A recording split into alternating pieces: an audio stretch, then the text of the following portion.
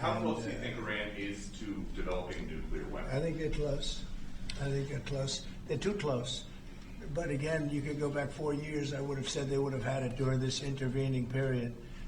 But they're pretty close, Peter. And why say that you're unhappy to sign it if it's Iran and their proxies who have threatened to retaliate against you and your team by killing you guys for taking out Soleimani? Well, they haven't done that, and that would be a terrible thing for them to do. Not because of me. If they did that, they would be obliterated. That would be the end. I've left instructions. If they do it, they get obliterated.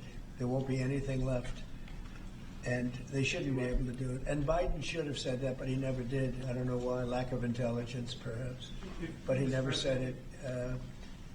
If that happens to a leader, or close to a leader, frankly, if you had other people involved also, you would call for total obliteration of a state that did it. That would include Iran. So I'm signing this, and it's a very powerful document, but hopefully we're not going to have to use it. Mr. President.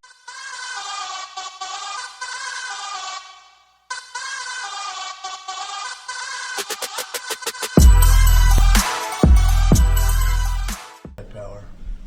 Next, sir, this is a national security presidential memorandum that seeks to impose maximum pressure on the government of the Islamic Republic of Iran.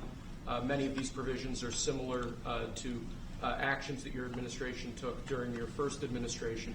The basic idea here is to have every department and agency, or many departments and agencies in your government attempt to sanction and control Iranian activities, particularly relating to the Iranian nuclear program and the Iranian export of terrorism through support of various proxy groups abroad.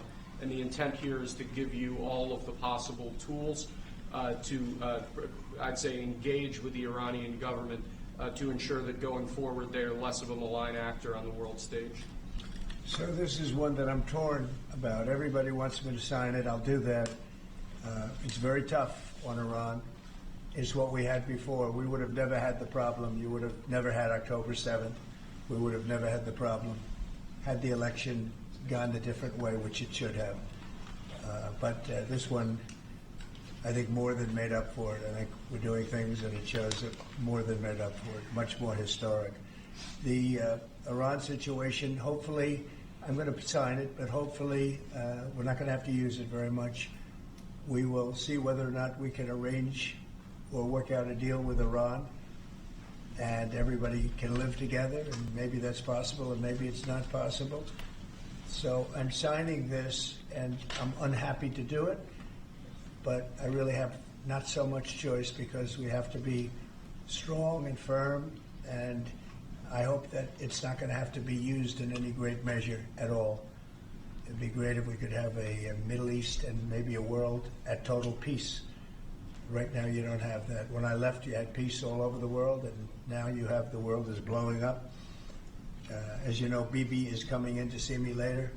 Others are coming in to see me. We'll see what we can do. But I'm signing this, and hopefully it will be a document which won't be very important, will hardly have to be used. So what kind of deal would you be prepared to Well, make? we're going to see. I mean, we're going to see. They cannot have a nuclear weapon. With me, it's very simple. Iran cannot have a nuclear weapon. We don't want to be tough on Iran. We don't want to be tough on anybody, but they just can't have a nuclear weapon. Mr. President, are you going to engage in conversations with your counterpart in Iran? I would. Do you want to block the sale of Iranian oil to other nations? Well, we have the right to do that, and that's what I did before. And they had no money. They wouldn't have had the money for Hamas or Hezbollah and anybody else. It could have been solved. This thing, if things went the way they should have, this would have been over long ago. But it's not over. Trump is not playing around. He is doing law and order, not just in this country, but around the world. Let's see what happens with Iran, you know.